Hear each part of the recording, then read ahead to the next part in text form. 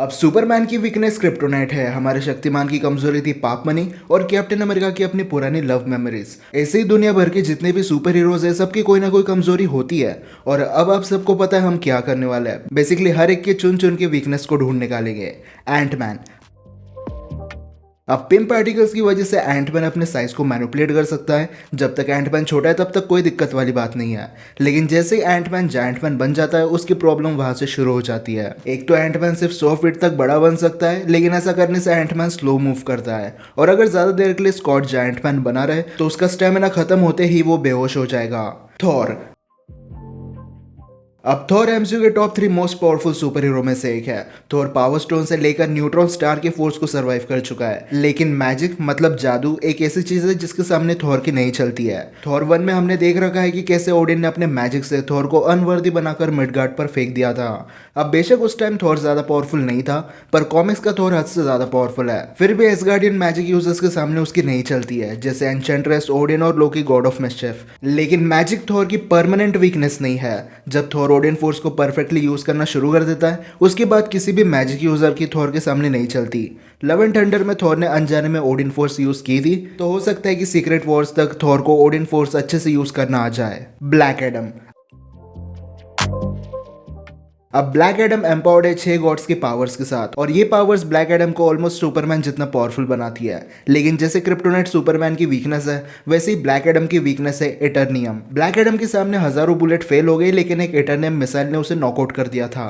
लेकिन अब क्वेश्चन आता है एटर्नियम आखिर है क्या? तो बेसिकली ये चीज रॉक ऑफ इटर्निटी से बिलोंग करती है। रॉक ऑफ इटर्निटी वो जगह है जहां पर शेज़म को अपनी पावर्स मिली थी, और अगर रॉक ऑफ इटर्निटी में मिलने वाले स्टोन्स और मेटल्स जिन्हें एटर्नियम बोला जाता है उन्हें यूज करके ब्लैक एडम पर अटैक करे तो ब्लैक एडम को मारा जा सकता है। वेनम।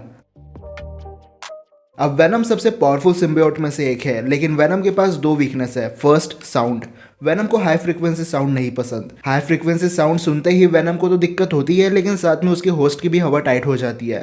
पर हाई फ्रीक्वेंसी साउंड से वेनम मरता नहीं है, बस कुछ देर के लिए डिस्टर्ब होकर न्यूट्रलाइज हो जाता है। अगर वेनम को मारना है तो उसे आग में फेंक दो। वेनम या इस यूनिवर्स का कोई भी सिम्बियोट आग के सामने खड़े होने की हिम्मत नहीं कर सकता, क्योंकि आग की चपेट में आते ही सिम्बियोट का मरना पक्का है। शेज़ैम। अब शेज़ैम के पास 6 ग्रीक गॉड्स की पावर्स है। अब ब्लैक एडम की तरह एटर्नियम से शेज़ैम को भी मारा जा सकता है, लेकिन शेज़ैम की एक और वीकनेस है, और ये है उसके लाइटनिंग पावर्स। ये बात हम सबको पता है कि शेज़ैम अगर मैजिक वर्ड शेज़ैम बोले तो वो अपने असली रूप में आ जाता है, लेकिन अगर कोई शेज़ैम की लाइटनिंग को मैनिपुलेट करके उसके ऊपर ही फेंक दे तो शेज़ैम तब बिली बैटसन बन जाएगा। कॉमिक क्रॉसओवर में थॉर ने इस टेक्निक का यूज करके शेज़ैम को नॉकआउट किया है, और एनिमेटेड शो में भी शेज़ैम को कई बार खुद के लाइटनिंग की वजह से फाइट में हार मिली है। बकी। अब सिविल वॉर के टाइम तक बकी की सबसे बड़ी वीकनेस थी वो वर्ड्स, जिसे सुनकर बकी एक आदमखोर विंटर सोल्जर बन जाता था। लेकिन वकांडियंस ने इस वीकनेस को बकी से दूर कर दिया और एक नई कमजोरी दे दी, जो है बकी का वाइब्रेनियम हाथ। ऑफ कोर्स वाइब्रेनियम हैंड बकी के पुराने मेटेलिक हाथ से ज्यादा स्ट्रॉन्ग और ड्यूरेबल है, लेकिन यह हाथ बकी के लिए स्ट्रेंथ भी है और वीकनेस भी। स्ट्रेंथ इसलिए क्योंकि ये वाइब्रेनियम से बना है, तो पैसों की दिक्कत होने पर इसे चोर बाजार में बेचकर करोड़ों रुपए अपनी जेब में भर सकता है। लेकिन वीकनेस इसलिए है क्योंकि इस हाथ को वकांडियंस न्यूट्रलाइज कर सकते हैं। ऐसा ही कुछ falcon and the winter soldier में हुआ था, और क्योंकि यह हाथ वाइब्रेनियम से बना है इसलिए इलेक्ट्रिक के कांटेक्ट में आते ही यह हाथ कुछ मिनट्स के लिए डीएक्टिवेट हो जाता है। वैसे इलेक्ट्रिक से याद आया, ब्लैक पैंथर, विजन और न्यू कैप्टन अमेरिका सबकी वीकनेस इलेक्ट्रिसिटी है। जैसे विजन की एंटायर बॉडी वाइब्रेनियम से बनी है, इसलिए हॉकाई जैसे इंसान ने विजन को कुछ देर के लिए हैंग कर दिया था। और अगर कोई विजन पर इलेक्ट्रिक बेस्ड अटैक करना शुरू कर दे तो विजन की फेजिंग पावर वहां काम नहीं करेगी। ऐसा ही सीन ब्लैक पैंथर के साथ है। वाइब्रेनियम सूट होने की वजह से फायर और बुलेट्स का असर इस पर नहीं होता है, लेकिन अगर इस आर्मर पर इलेक्ट्रिक वेपन यूज करे तो ब्लैक पैंथर को नॉकआउट किया जा सकता है। वैसे ब्लैक पैंथर की एक और वीकनेस है जिसे वकांडियन सोनिक बीम्स कहते हैं। ये सोनिक रेज वाइब्रेनियम को अनस्टेबल कर देती है, जिसकी वजह से ब्लैक पैंथर की बॉडी एक्सपोज हो जाती है, और मौके का फायदा उठाकर ब्लैक पैंथर का खेल खत्म कर सकता है। ऐसा ही कुछ गरीब किलमोंगर के साथ हुआ था। अगर बात करें न्यू कैप्टन अमेरिका की, तो इसकी सबसे बड़ी वीकनेस ये है कि इसने सुपर सोल्जर सेरम के इंजेक्शन नहीं ले रखे हैं, जिसकी वजह से अगर किसी दिन इसका वाइब्रेनियम सूट कट गया, फट गया, टूट गया तो इसका भी उसी जगह पर अंतिम संस्कार होना पक्का है। और विंग्स तो वैसे भी वाइब्रेनियम से बना है, तो बस एक बिजली का झटका और ये विंग्स का खेल खत्म। I don't know what to do. मेरी किस्मत ही खराब है, मेरी किस्मत ही खराब। Captain Marvel. अब सिनेमैटिक यूनिवर्स में कैप्टन मार्वल ने ऐसा कोई काम नहीं किया है जिसे देखकर हम उसकी वीकनेस का पता लगा सकते हैं। लेकिन अगर हम कॉमिक के पन्नों में झांक के देखें तो वहाँ हमें कैप्टन मार्वल की वीकनेस मिल जाती है, और ये कमजोरी है मैजिक। कैप्टन मार्वल पावरफुल है लेकिन इतने भी नहीं कि मैजिक यूजर्स को बराबरी की टक्कर दे। इसलिए अगर किसी बंदे या बंदी को मैजिक अटैक्स करने आते हैं तो कैप्टन मार्वल का वहाँ जीतना इम्पॉसिबल है। Wonder woman. अब वंडर वुमन एक अमेजोन है और अमेजोन्स की लेडीज नॉर्मल इंसानों से ज़्यादा पावरफुल होती है। वंडर वुमन इतनी तो पावरफुल है कि ये टाइम आने पर एक हद तक सुपरमैन को बराबरी की टक्कर दे सकती है। अब ये बंदी सुपरमैन के पंचेस को सर्वाइव कर सकती है पर नोकीली चीज जैसे चाकू, छुरी और बुलेट से नहीं बच सकती। अब ज़्यूस की बेटी है तो क्या हुआ, वंडर वुमन की बॉडी बुलेट प्रूफ नहीं है, और कोई चीज नोकीली हो और तेजी से वंडर वुमन को लग जाए तो वंडर वुमन को डैमेज हो सकता है। अब कुछ सुपर फैंस बोलेंगे कि वंडर वुमन बुलेट प्रूफ है, और हाँ वो कॉमिक्स के कुछ इवेंट में बुलेट प्रूफ थी लेकिन सिनेमैटिक यूनिवर्स में वो बुलेट प्रूफ नहीं है। लोगों की जान बचाने की इतनी चुल मची है तो वंडर वुमन को बोलो वो खुद बुलेट के सामने कूद जाए, ब्रेसलेट को बीच में लाने की क्या जरूरत है। साइबॉर्ग।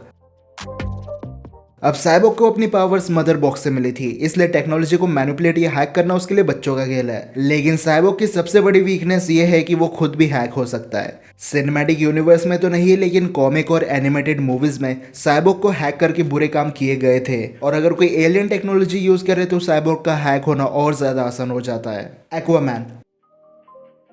अब एक्वामैन 7 सीज का रूलर है और ऊपर से समुंदर के जीव जंतु को कंट्रोल कर सकता है, लेकिन ये सारी पावर सिर्फ पानी के अंदर काम आती है। जब एक्वामैन पानी से बाहर आता है तब वो अपनी आधी पावर्स खो देता है। पानी में वो स्पीड ऑफ साउंड से ट्रैवल कर सकता है लेकिन जमीन पर नहीं। पानी में रहकर ये बंदा बड़ी सी सबमरीन को लिफ्ट कर सकता है लेकिन जमीन पर ऐसा कुछ नहीं होने वाला। पानी में एक्वामैन सुपरमैन की बराबरी कर सकता है पर जमीन पर सुपरमैन चाहे तो एक झटके में एक्वामैन को मार के गटर में फेंक देगा। इसलिए पानी के बाहर होना एक्वामैन की एक वीकनेस है क्योंकि उसकी पावर लेवल में हमें ड्रॉप देखने मिलता है। और किंग ऑफ टालोकान साक्षात नेमोर के साथ सेम प्रॉब्लम है, ये भी बहुत ज्यादा देर तक पानी से बाहर नहीं रह सकता। एक टाइम बाद नेमोर की बॉडी डिहाइड्रेट होना शुरू हो जाएगी और फिर वो कमजोर पड़ जाएगा। वैसे नेमोर कई दिनों तक पानी से बाहर रह सकता है लेकिन शूरी ने डेडिकेटेड हीटर बनाया था इसलिए नेमोर जल्दी गर्मी के चपेट में आ गया। फ्लैश।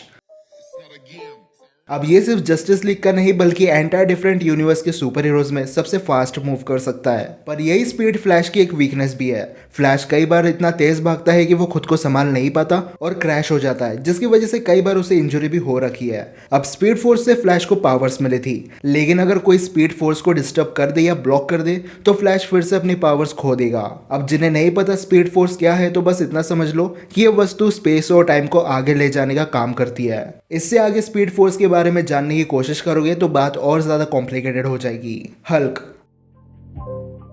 अब हल्क आज की लिस्ट का एक ऐसा कैरेक्टर है जिसकी सिनेमैटिक यूनिवर्स में तो कोई वीकनेस नहीं है। हाँ, माइंड कंट्रोल करके हल्क को डिस्टर्ब कर सकता है लेकिन ये कोई वीकनेस नहीं है। उल्टा वंडा की जादू मंत्र की वजह से हल्क और ज्यादा एग्रेसिव हो गया था। पर कॉमिक के बेस पर अगर हम वीकनेस ढूंढे तो हमें पता चलता है कि एडामेंटियम एक ऐसा मेटल है जो हल्क को कट कर सकता है। एडामेंटियम वही वोल्वरिन के पंजे, लेकिन ये मेटल हल्क को जान से नहीं मार सकते। बैटमैन। अब बैटमैन की तो वैसे कई सारी कमजोरियां हैं लेकिन आज हम सिर्फ दो की बात करेंगे। पहले है नो किलिंग रूल को फॉलो करना। अब हम सबको पता है कि बैटमैन अपने एनिमीज को जान से नहीं मारता है, लेकिन इसी रूल की वजह से एनिमीज ने बैटमैन का कई बार फायदा उठाया है। छोटे मोटे गुंडों की तो बैटमैन को देखकर ही फट जाती है, लेकिन जो हाई लेवल के होते हैं जैसे रिडलर, स्केयरस्क्रो और जोकर, इन्हें पता है बैटमैन इन्हें मौत के घाट नहीं उतार सकता, और जेल ब्रेक तो ये आसानी से कर ही सकता है। इसलिए कई बार विलन्स के अंदर से बैटमैन का खौफ गायब हो जाता है। और सेकंड वीकनेस है टेक्नोलॉजी के भरोसे रहना। ब्रूस वेन काफी ज्यादा अमीर है इसलिए वो हाई लेवल के टेक ओन करता है और फाइट में बिलियंस ऑफ डॉलर्स के वेपन यूज करता है। लेकिन कभी कभी सुपर विलन्स काफी ज्यादा पावरफुल होते हैं और अगर उन्होंने बैटमैन के टेक को बर्बाद कर दिया तो बैटमैन मर भी सकता है। जैसे बैटमैन ने सूट बनाया था सुपरमैन से लड़ाई करने के लिए, सुपरमैन तब होल्ड बैक कर रहा था वरना सूप चाहता तो एक झटके में वो सूट को तोड़ के रख देता। फिर स्टेफन वुल्फ ने भी बैटमैन के उस खेकड़े जैसे दिखने वाले वेपन को डीएक्टिवेट कर दिया था और उस समय बैटमैन का प्लान फ्लॉप हो ही गया था अगर साइबोर्ग उस मशीन को कंट्रोल ना करता तो। और ये दो वीकनेस बैटमैन को किसी दिन सच में मरवा के रहेगी। Iron man.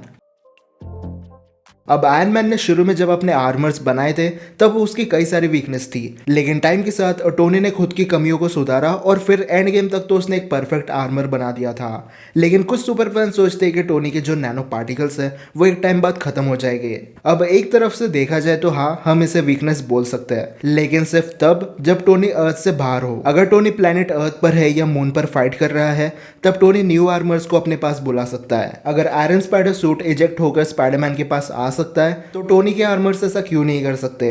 तो हाँ, नैनो पार्टिकल्स का खत्म होना एक वीकनेस है, लेकिन ये डिपेंड करता है कि टोनी किस लोकेशन पे खड़ा है। अब लिस्ट का आखिरी सुपर हीरो है डॉक्टर स्ट्रेंज, और इसकी दो कमजोरियां है। सबसे पहले स्पेल कास्ट करते समय हैंड का यूज करना। अगर कोई डॉक्टर स्ट्रेंज के हाथ काट दे या बांध के रख दे तो डॉक्टर स्ट्रेंज अपना मैजिक यूज नहीं कर सकता।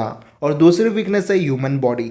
अब आज की डेट में डॉक्टर स्ट्रेंज इन्फिनिटी स्टोन्स को बराबरी की टक्कर दे सकता है, लेकिन एक ह्यूमन बॉडी का फाइट में इन्वॉल्व होना एक वीकनेस से कम नहीं है। हमने कई बार डॉक्टर स्ट्रेंज को नॉकआउट होते हुए देखा है। हर बार डॉक्टर स्ट्रेंज को कोई ना कोई बचा लेता है, लेकिन किस्मत हमेशा साथ नहीं देती, स्पेशली तब जब डॉक्टर साहब को आगे जाकर कैंग से लड़ाई करनी हो। पर इसी के साथ आज की लिस्ट खत्म होती है। अब ऐसे कई सारे सुपर हीरोज हैं जिनकी बात हमने नहीं की, जैसे Scarlet Witch, Spiderman, strongest Avenger Hawkeye and Black Widow, Eternals, Guardians of the Galaxy और जस्टिस सोसाइटी ऑफ अमेरिका। लेकिन इन लोगों की कोई खास वीकनेस नहीं है, कवर करके भी कोई फायदा नहीं था। लेकिन अब आप मुझे कमेंट सेक्शन में बताना कि आपको वीडियो कैसी लगी। और नेक्स्ट वीडियो में मैं थॉर के सबसे पावरफुल वर्जन को कंपेयर करने वाला हूँ स्कारलेट विच के सबसे पावरफुल वर्जन के साथ। तो अगर आपको वीडियो देखनी है तो सब्सक्राइब जरूर कर लेना। तो अब मैं मिलता हूँ आपसे अगले वीडियो में, तब तक